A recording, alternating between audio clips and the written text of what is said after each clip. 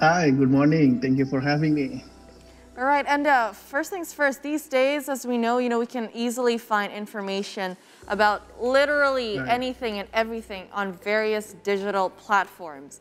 We know that this can be a good thing, this can be a bad thing, but this could be a good thing if coupled with adequate digital literacy or the know-how in finding and Yeah. consuming digital information. So with that said, has this rapid flow of information been sufficiently balanced with good digital literacy in Indonesia, say, for example?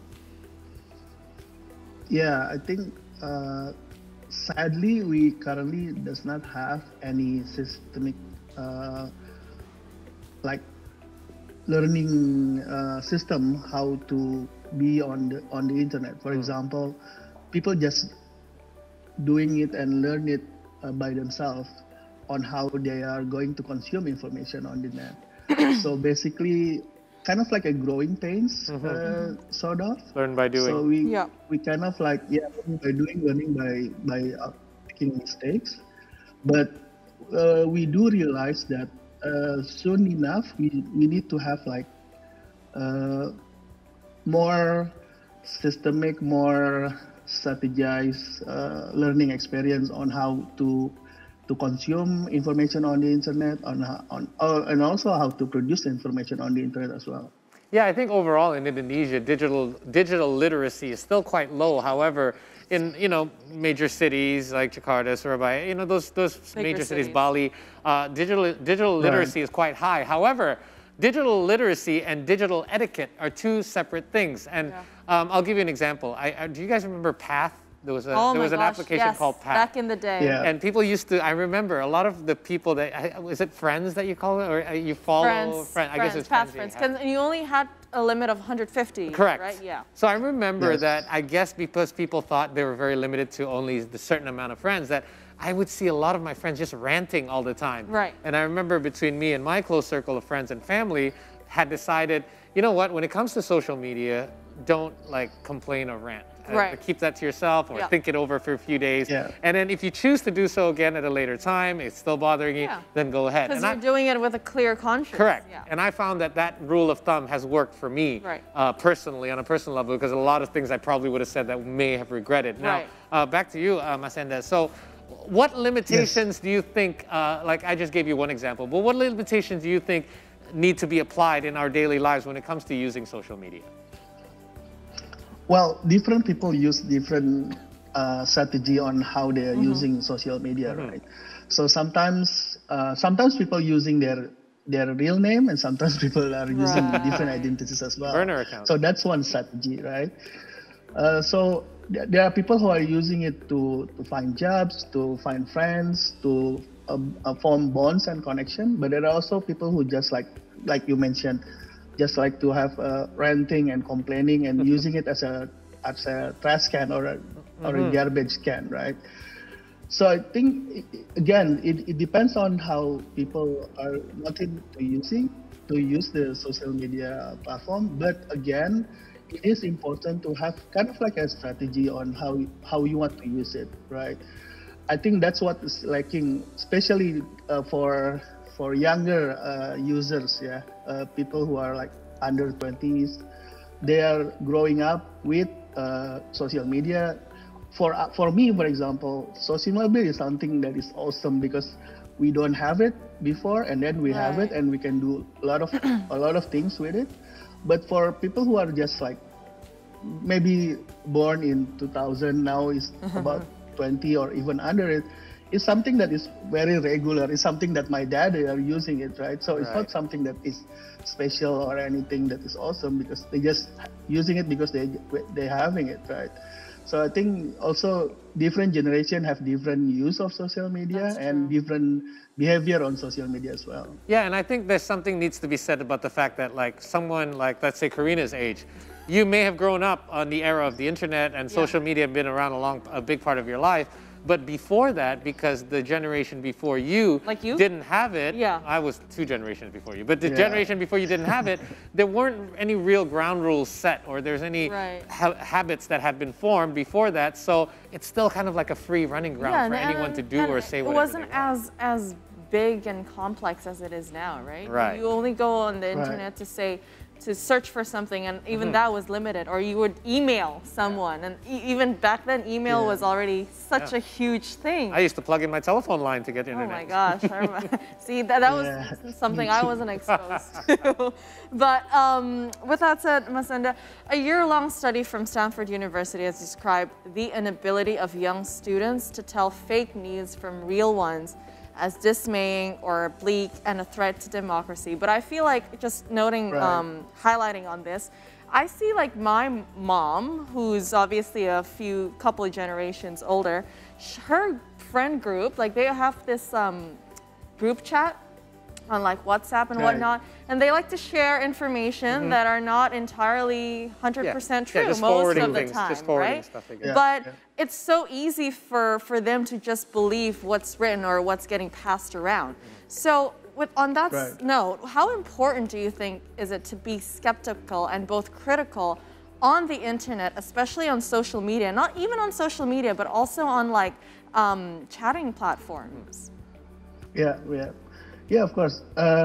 First, I think one of the things that is, I think just go back to your point that we now have much more complex social media system, for example, because we also have like bigger users, right?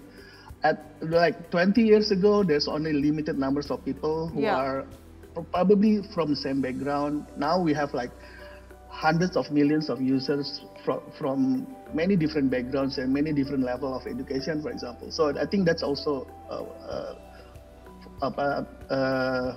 also form a complication in terms of using social media, right? So, but in terms of being a skeptic on the internet, and if you are asking me on how we need to do it, first thing first for me, for example, is if you have to assume any position, just assume that everything that you read on the internet or what you watch on the internet is wrong by default. Really? Okay. So you go, you go from trusting no one first, and then you move to either you look for your own information or other sources, and then you gradually work that, okay, this is something that I can believe in, just to be on the safe side, right? Okay. So just having that kind of stance, well, if you're asking how to be skeptical, that's one way to do it, for example. Yeah, I guess because so. Then you have to prove the stuff that you're reading. Exactly. Right. So assume nothing is true, and then move forward from that. But also, but if you need a strategy, for example, and then if you don't have that kind of time to check everything that you read, and then you try to start to trust like a brand media name, for example, or certain kind of people that you can also trust. That's another strategy where you can also use on how you can consume information on the internet. That's true. Those with the reputation that you believe in, and those you can start. But so basically, 100% skeptical to start. It's like the opposite of the U.S. Judicial system. Guilty until proven innocent. Yeah, you prove yourself. Yeah, exactly. Right. So that leads me then to think, because I'm a parent of a very young one who is currently not on social media. I dread the day she asks me for social media, but one day it will happen. So how do we, as parents, I mean, knowing that you say we should approach everything just 100% cautious and skeptical, as parents, what sort of guidelines should we use when it comes to our kids? Because kids are getting younger and younger and getting on social media these days. That's also another interesting point, because I mean, for adults, you can expect them to be careful by themselves, be aware about the problem by themselves, right? But for younger generation, for our children, for example, then we need to say something, right? We need to protect them. So I think the discussion moved toward the safety on how you use internet and how you use social media, right? So in my time, being careful, being safe is like working on not walking on the center of the road, for example. Nowadays, being safe means that don't talk to strangers on the internet, don't talk to strangers on social media, right? Or don't post anything about yourself, about where you live or where you go to school. I think that's one of the understanding that you can, you can make them understand about that. But also, I think being there with your children, like not just giving them the device and then let them like replace your babysitter with YouTube videos, but also having a conversation with them with what are you watching, what are you doing on the internet. I think that's another way to go as well. Yeah, I totally agree with you in regards to especially even though my kid's not on social media, but because of the pandemic, she's allowed to watch a little YouTube every now and then, things like that sort. I use that as a opportunity to teach her about things like, like her friends play Roblox.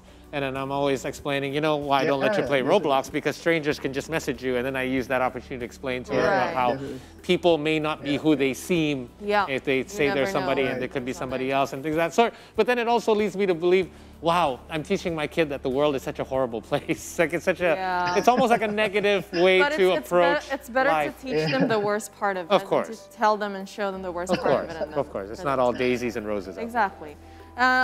Ms. Enda, I think another emerging phenomenon is using digital platforms or social media as a freedom of speech, right? And then how using the internet to become a public space to speak up against everything. It's, as Paul have mentioned, people rant about it, people share their personal experience, personal stuff on it, but it's also something that they also use to go up against the government per se. And people are becoming more reliant on social media to voice issues related to the government.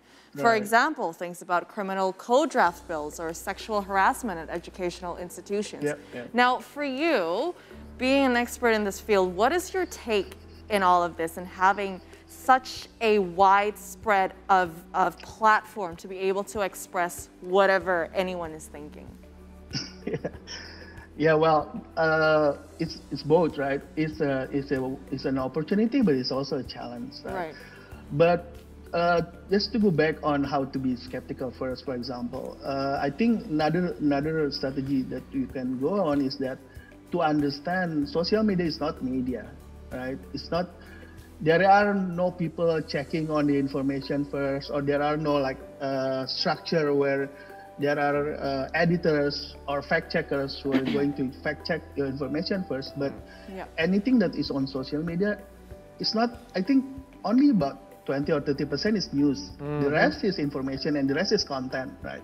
So also going to help if we can differentiate between facts and opinion as well. I think that's one of the basic skill of digital literacy as well, because then we can see that, hey, this is one people's opinion and the rest is whether it's a facts that we can check or this is just one people's opinion. So if in terms of freedom of speech, for example, we still need to have that first position where we need not to believe everything that we read first on the internet, right? Because not only criticism or not only problem that we read on social media, we also read accusation, for example, which cannot be true or cannot be false as well. So it's also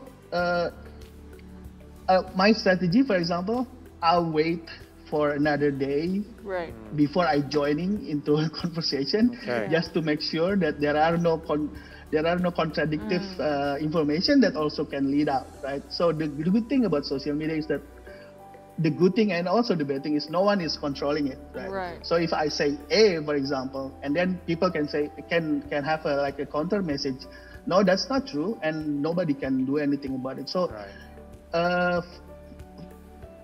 it is forming a much more complex way of thinking, because if you don't believe anything on the internet, then you will read anything that people are saying, right? So you go back from point A and point B, and then you can read everything about one topic, and then you form your opinion. I think that's the goal, actually. You read everything first, and then you make your own opinion about something. Yeah, and I think it depends on the platform. For example, if you use Twitter, it's likely to, you know, when it comes to things like news, you know, it may be a better source than, let's say, Instagram, because Instagram is based on a lot of likes and you want to get engagement and comments. And I can't even tell what's opinion anymore because people are able to create these graphics and captions above the captions and then, or videos, and then you think, is that actually news? But it's actually something that someone has created. Because because you can just create that on your phone as well. And I think that when it comes to platforms like TikTok or Instagram, it should be more social and less media. I agree. Well said. Thank you, Mas Enda, for joining us today. Yeah. Really do appreciate your time. Thank you by the way, before we let you go, I love that saying behind you. I think everybody should like everybody. Yeah. I know that has nothing to do with our conversation, but it's a good one. It's quote a great, of the day. It's a great quote to live by. Mas Enda, thank you for your time. Have yourself a great weekend. Happy weekend, Mas Enda. Thank you. Thank you, Paul.